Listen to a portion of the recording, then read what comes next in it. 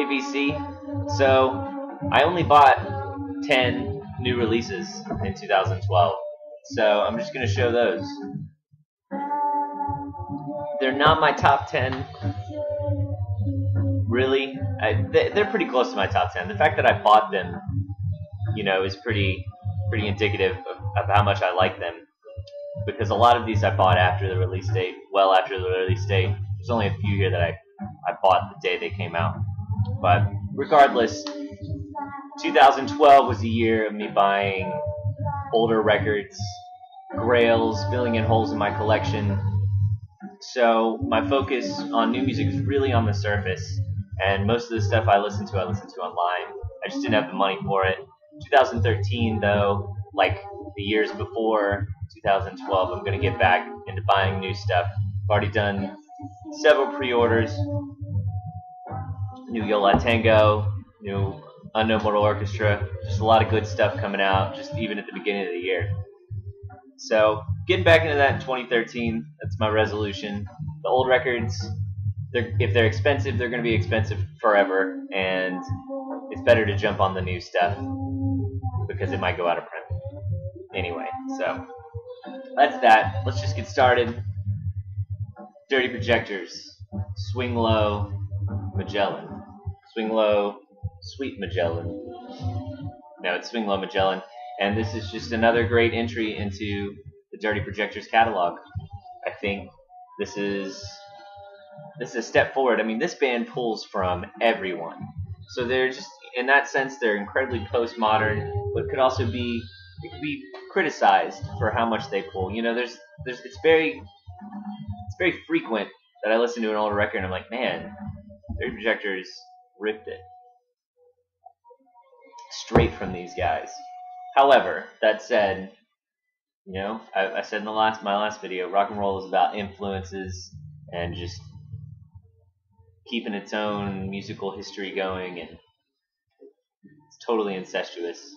This is a great record for 2012. I don't know if I really sold it there. This next record, this band never hits it out of the park for me, but they always do just a great release. The Walkmen, it's their album Heaven. This has some of probably the hokiest Walkmen songs to date. They're dads.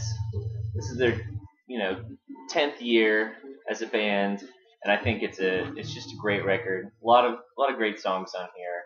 Like I said, it does get very sentimental, and I mean, I'm no curmudgeon. I love a sentimental song, but sometimes it's just not what I want to hear. Their two previous records, Lisbon and what is it, You and Me? Those were kind of a deviation from the Walkmen's normal sort of record, and were super critically acclaimed and great records.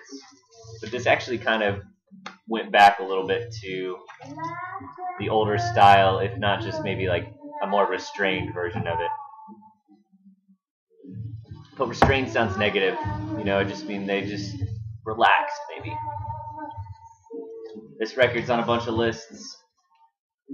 Fiona Apple, the name of the album. Pretty great. Fiona Apple's When the Pawn was a really, really big record for me. And, pound for pound, I think this is just as good. I'm not sure. They're kind of hard to compare. They're just from completely different times. But nothing wrong with this record. It's very intense.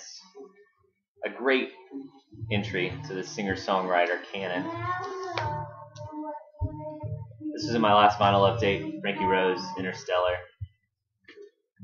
My most listened to record of 2012. Easily. Next to Frank Ocean. Good. Mikachu and the Shapes, Never. Twee Industrial Jams. Fantastic record. Totally slept on this year. you haven't heard of Mikachu and the Shapes, check her out. Can't be a list without Deerhoof. You know, this is a fantastic follow-up to Deerhoof versus Evil, and just great overall. This record's a lot of fun. Polyvinyl had told them to slow down because, you know, they were releasing records once a year, and I think they finally were like, Deerhoof, do what you got to do. So I think we're gonna see things start to speed up with them, which is good. I think they're at their best when they're just making stuff all the time and touring all the time. And I know they all live in different locations now, but you know, it's just a fun record. There's a song called Flower, so they already have a song called Flower. That's okay. I forget the song. It's the first track on side 2. It like starts with like this club synthesizer thing. It's really funny to hear. But these guys, they have a lot of fun. This is a really fun record. Came in late to the year. Mac DeMarco 2. This is good. This is like laid back stuff. I was originally familiar. This is lyric sheet. Weird. I was familiar with Mac DeMarco from his work with Makeout Videotape. He came through town. I hadn't heard of him before I went to the show, but he came through my old town maybe 2010 and played in this old dilapidated house that used to have shows. It was the middle of summer, way, way, way too hot. Like people were just standing around naked. It was so hot. And so after the show, Mac DeMarco was determined to go find a pool to break into. So I took him to the place I used to live. I still had a key to their swimming pool. So we broke in, went night swimming after the show, and had a blast. And this is good. Captured Tracks. This is like Captured Tracks is putting out the good stuff this year for me. This record, probably a polarizing record like the Dirty Projectors record, but I love this. And you know, although I do have to say, I think my problem with most David Byrne records lately is that aesthetically they seem a little out of touch, but you know, there's some weird production choices on this album as far as drum programming goes and all that. But this is just Who, Weekend in the Dust, I Am an Ape, Ice Age. Let's see, I Should Watch TV. These are just excellent songs. I went up to Philadelphia to see this collaboration live. It was incredible. This record's a lot of fun, and it's hype too, you know? I can get into it when I'm putting that back in the sleeve. This one has been shown several times. I've even shown it before. Wild Nothings Nocturne. I'm going to do this for you.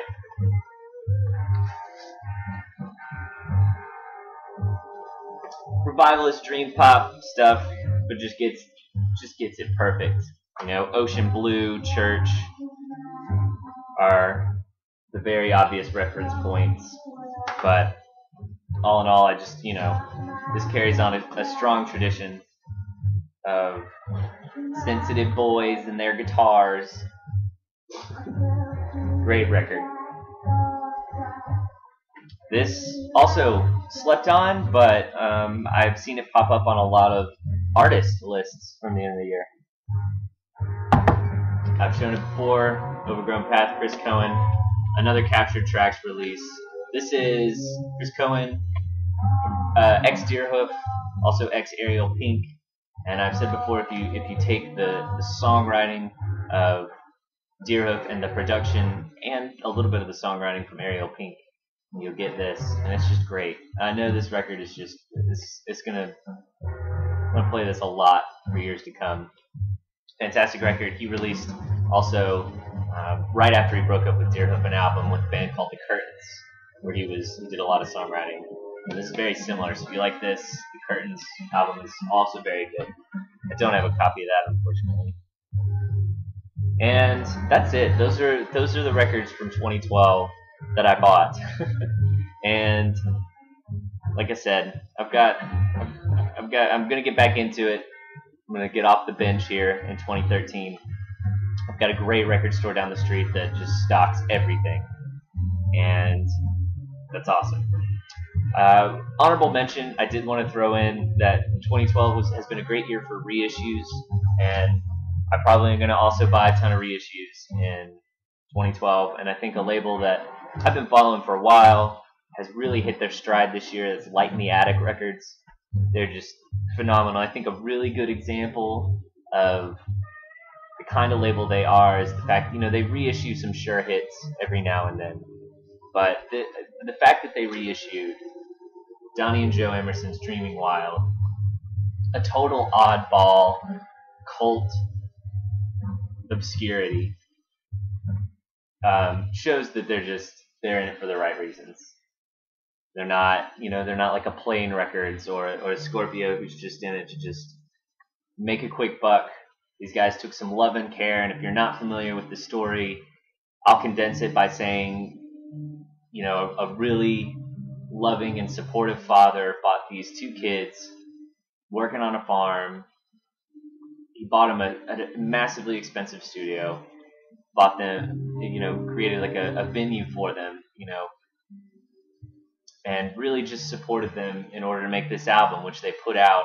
And it takes some publicity also, which is unfortunate, because this is just a fun, hazy record, notorious for the song Baby, which made it onto a lot of mixtapes. It was also covered by Ariel Pink.